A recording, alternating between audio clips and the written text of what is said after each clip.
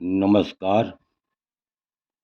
आज का वीडियो का मुख्य विषय है कि जन्म कुंडली में लग्न से द्वादश स्थान तक शुक्र का चमत्कारिक फलादेश कैसे होता है, किस प्रकार से होता है।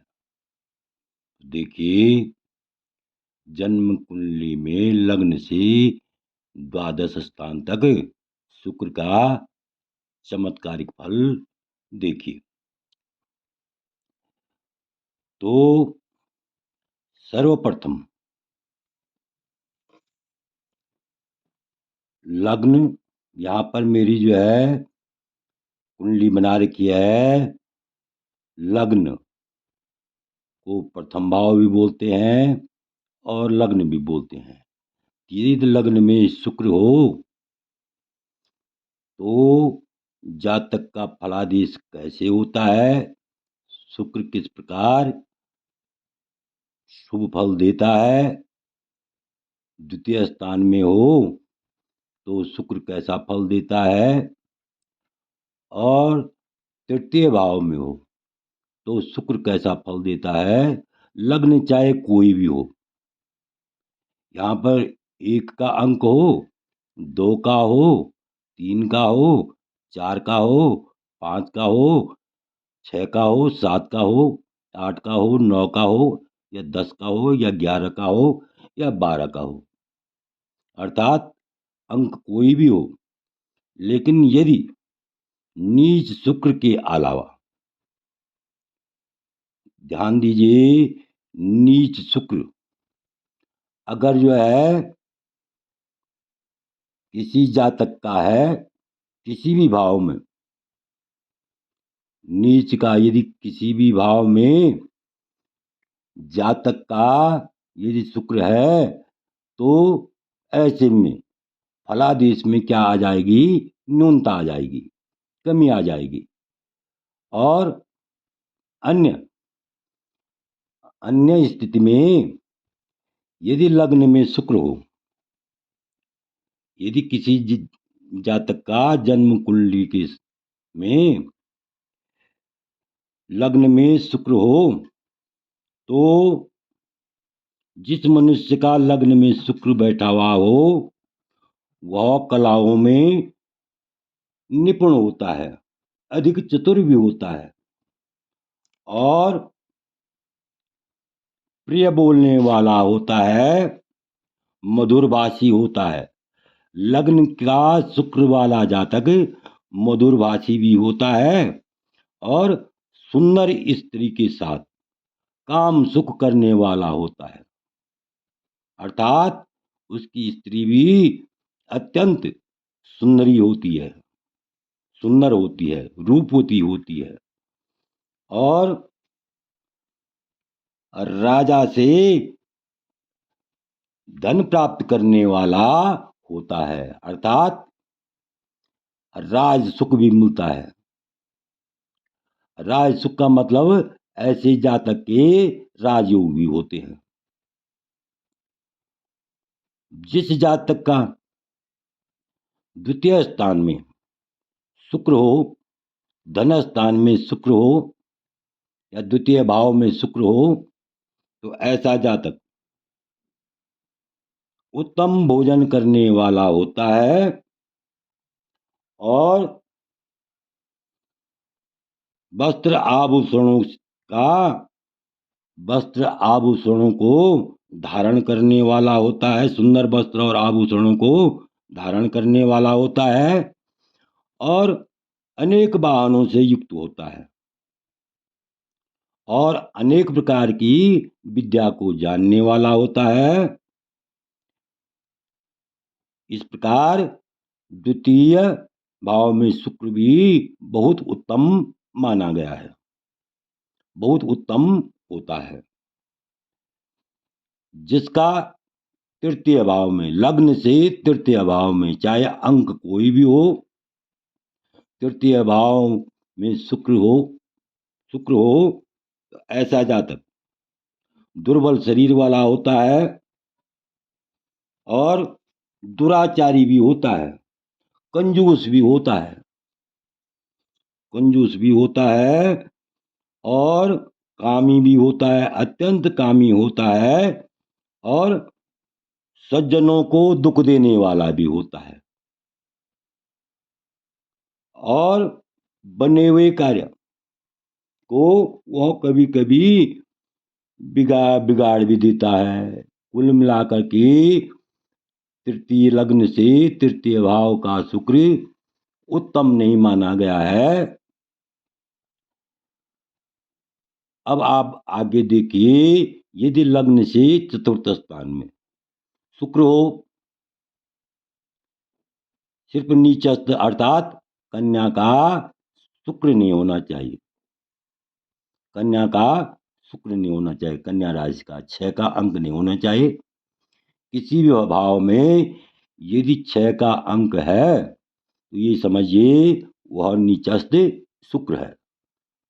और अन्य स्थितियों में यदि चतुर्थ भाव में शुक्र हो, चतुर्थ भाव में शुक्र हो, जिस जातक का लग्न से चतुर्थ भाव में शुक्र हो, शुक्र बैठा हुआ हो, वह मित्रों से अनेक प्रकार की मित्रों से युक्त होता है।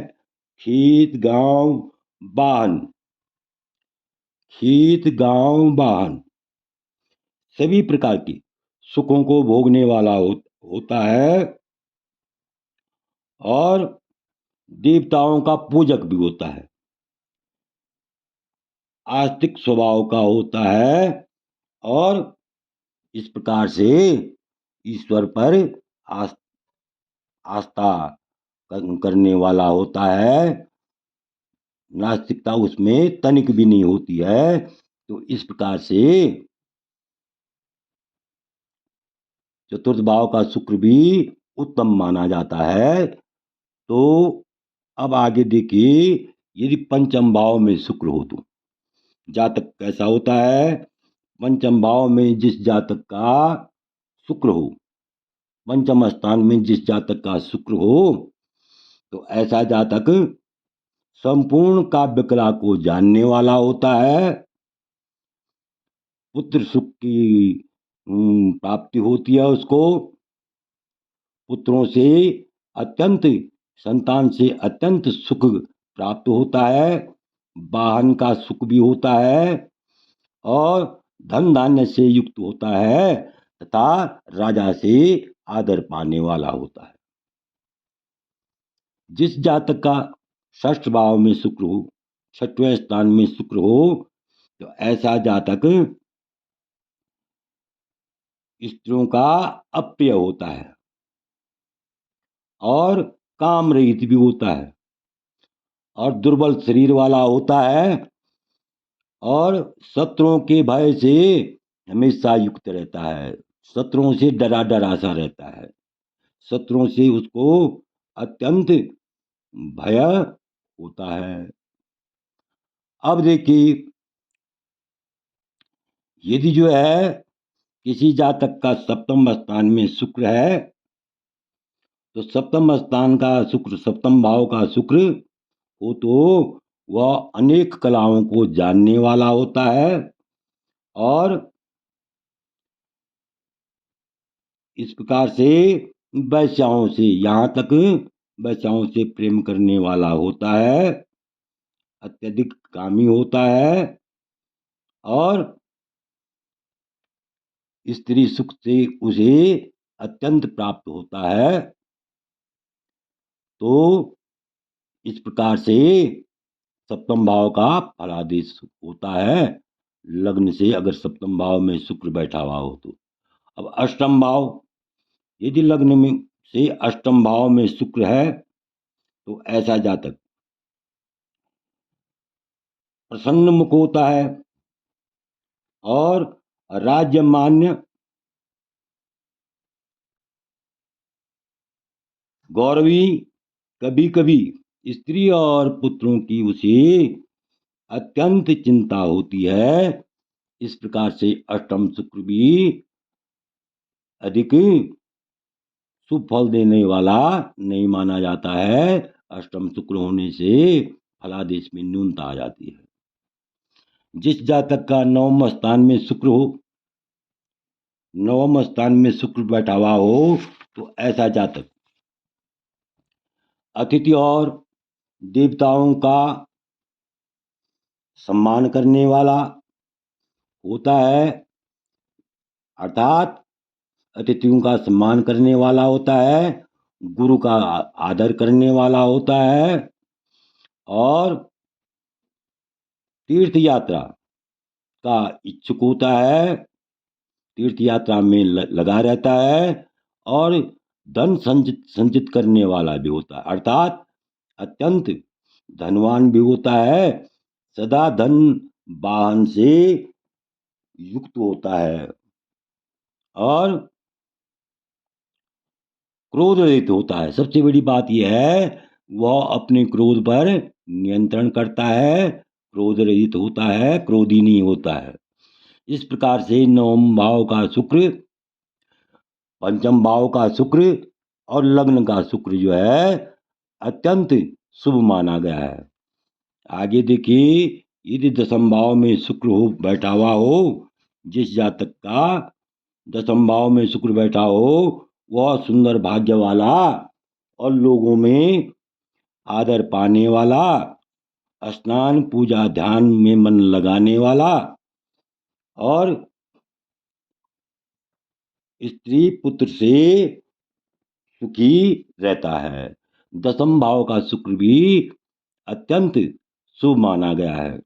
आगे देखिए, जिस जातक का एकादश भाव में शुक्र हो, तो वह संगीत को जानने वाला होता है, संगीत प्रेमी होता है और नाच का आदर करने वाला, नृत्य नृत्य कला में निपुण भी होता है, नृत्य कला करने वालों से उसका अधिक लगाव रहता है, सदा चिंता के आगमन से युक्त रहता है और सत्कार्य करने वाला होता है और धर्म में मन लगाने वाला भी होता है।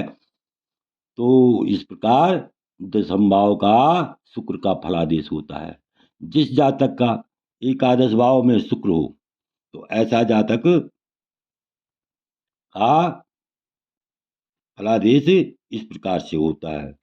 अब देखिए, जिस जातक का द्वादश भाव का शुक्र हो, द्वादश भाव में शुक्र बैठा हुआ हो, वह सत्कर्म करने में हीन होता है, विरोधी भी होता है, परिवार से विरोध करने वाला भी होता है, कामी होता है, अत्यंत कामी होता है और दया से रहित, दयाहीन भी होता है, दया से रहित भी होता है और असत्यवादी भी होता है।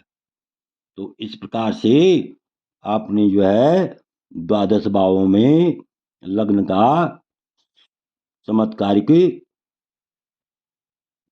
फल भी देखा है, फलादेश देखा और समझा है। आशा है कि आपको यह वीडियो अच्छा लगा हो, तो मेरे चैनल को अवश्य सब्सक्राइब करें, लाइक करें, शेयर करें। वीडियो देखने के लिए बहुत बहुत धन्यवाद।